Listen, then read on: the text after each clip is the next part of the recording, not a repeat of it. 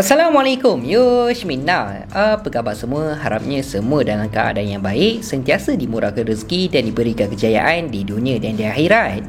Okey, hari ini kita nak borak pasal apakah yang berlaku dalam manga Tokyo Revengers chapter 240. Yang mana untuk dalam chapter lepas kita dapat tengok akhirnya Mitsuya telah official menjadi anggota kelima untuk dalam kumpulan Thousand Winters. Selepas secara mengejut Mitsuya telah menolak untuk menerima award dari event fashion yang disertai untuk membantu Takemichi menentang kumpulan Kanto Maji Gang. Jadi buat masa sekarang ni, anggota kumpulan Thousand Winters terdiri daripada Takemichi, Hakai, Mitsuya, Chifuyu dan juga Inopi. Tapi dengan hanya 5 orang je yang diorang ada sekarang ni, memang belum lengkap lah kan untuk diorang berhadapan dengan Kanto Maji Gang. Silap-silap dengan hanya 5 orang je sekarang ni, diorang terus nak proceed untuk berhadapan dengan kumpulan Kanto Maji Gang. Aku rasa memang teruk mat, kena gitai, kena bantai, memang kena lanyak lah dengan si Mikey tu kan. So untuk dalam chapter kali ini masih lagi fokus misi Takemichi untuk merekrut anggota-anggota yang lain bagi memperkuatkan kumpulan mereka. Dan siapakah anggota seterusnya yang akan direkrut oleh Takemichi? Jadi aku pun dah tak sabar nak borak apakah yang berlaku untuk dalam chapter kali ini.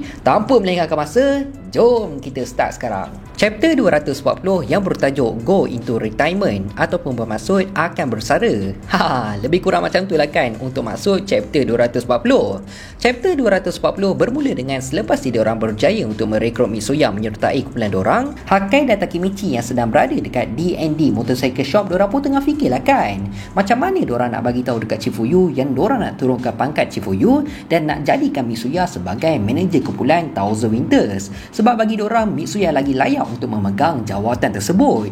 Chifuyu ni dia bukannya tak bagus tau, tapi aku boleh cakap Chifuyu ni dia macam kurang matang sikit lah kalau nak dibandingkan dengan Mitsuya. Apa yang dia fikirkan ataupun idea yang dia selalu bagi memang susah gila orang nak terima. Sebab selalunya idea yang keluar daripada kepala otak si Chifuyu ni macam kebudak-budakan lah tau. So dorang pun tengah fikir lah macam mana nak cakap dekat Chifuyu. Dorang tak nak lah buat Chifuyu sedih ke apa kan. Memang kena jagalah hati member. Jadi waktu dorang tengah bincang tu kan, tiba-tiba Chifuyu sampai dekat sana dan dia pun cakap lah, korang tengah bisik ke apa tu? So bila Chifuyu dah sampai dekat sana, Takemichi dengan Hakai diorang berdua tak terkata tau, sampaikan diorang berpeluh tak tahu nak cakap macam mana dekat Chifuyu. Tapi tiba-tiba Chifuyu cakap dekat Takemichi dengan Hakai yang dia ada terfikirkan sesuatu bila dia tengok Mitsuya. Dan lepas dari itu diorang pun pergilah berjumpa dengan Mitsuya.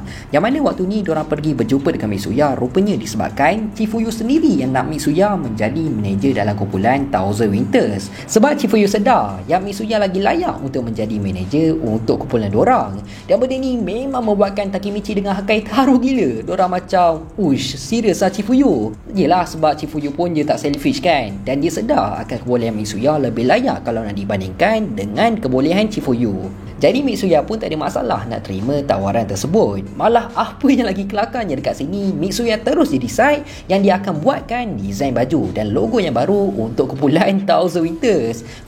Pak ni sedih mat untuk Chifuyu. Penat-penat je dia buat semua desain kan. Last Mitsuya nak ubah semuanya. Tapi itu tak apa, bukan tu je tau. Malah nama kumpulan Thousand Winters pun akan diubah juga. Dan disebabkan tu, teori berkemungkinan besar nama kumpulan baru Takemichi akan diubah sebagai kumpulan Tokyo Revengers pun dah semakin kuat.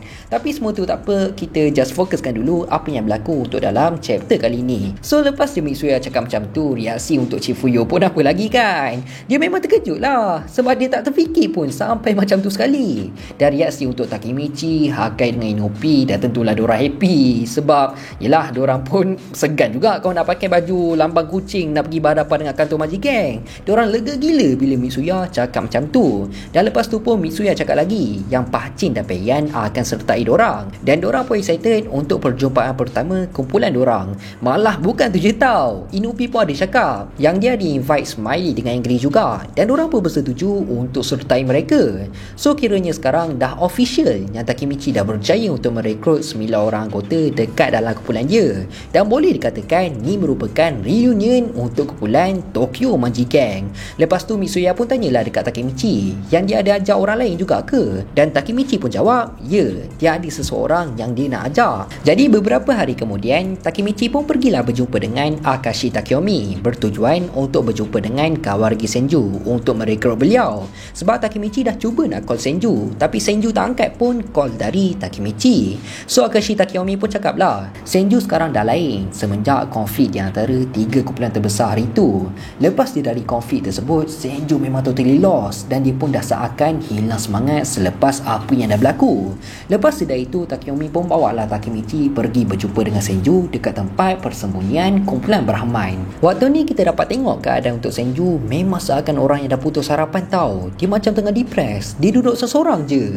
Dan orang pun start lah borak dengan Senju terus dicakap dekat Takemichi, dah cukuplah Nagaki, aku dah belajar dari apa yang dah berlaku dekat pertarungan sebelum ni. Aku memang tak ada peluang langsung nak menang untuk berhadapan dengan Mikey. Malah tiada knock-out sekalipun. Disebabkan kekalahan aku hari tu, kumpulan Brahman telah pun berakhir. Kawaragi Senju dah pun bersara.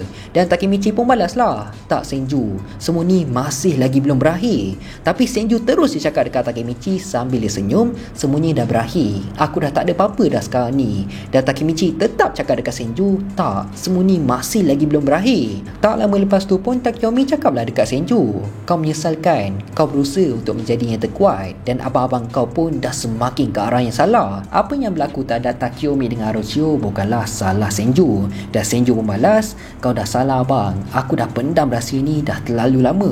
Punca kenapa Orochio menjadi orang yang jahat dan sisi gelap Mikey, semua tu adalah disebabkan aku. So disebabkan apa yang telah dikatakan oleh Senju ni pun membuatkan Takemichi dengan Takeyomi terkejut lah kan. Dan Takemichi terus cakap dekat Senju, apa maksud kau? Di hujung chapter kita dapat tengok flashback waktu diorang kecil. Rupanya bukannya Baji seorang je merupakan kawan Mikey sejak dari kecil lagi, tapi sebenarnya Mikey, Baji, Orochio dengan Senju rupanya sejak dari kecil lagi diorang dah mempunyai hubungan yang rapat dan diorang berempat merupakan kawan sejak dari kecil lagi. Dan chapter 240 pun habis macam tu je. Jadi aku dapat rasakan untuk dalam chapter 241 mungkin kita akan dapat tahu apa punca sebenarnya kenapa Mikey tetap berubah menjadi jahat walaupun selepas kumpulan Toman telah pun dibubarkan. Dan aku dapat rasakan berkemungkinan besar Takemichi akan berjaya juga untuk merekrut Senju menyertai kumpulan dorang. Sebab aku yakin sangat dengan kekuatan Senju akan membuatkan Senju memainkan peranan yang cukup besar dalam kumpulan Takemichi bagi untuk menentang kumpulan Kantung Manji Gang. Tapi apapun, kita tunggu je lah apa pula yang akan berlaku untuk dalam chapter 241 yang akan keluar pada minggu hadapan.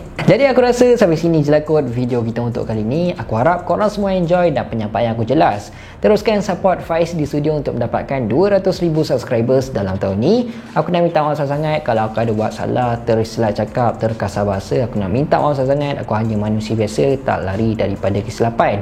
InsyaAllah kita jumpa dalam next video. Assalamualaikum, bye bye.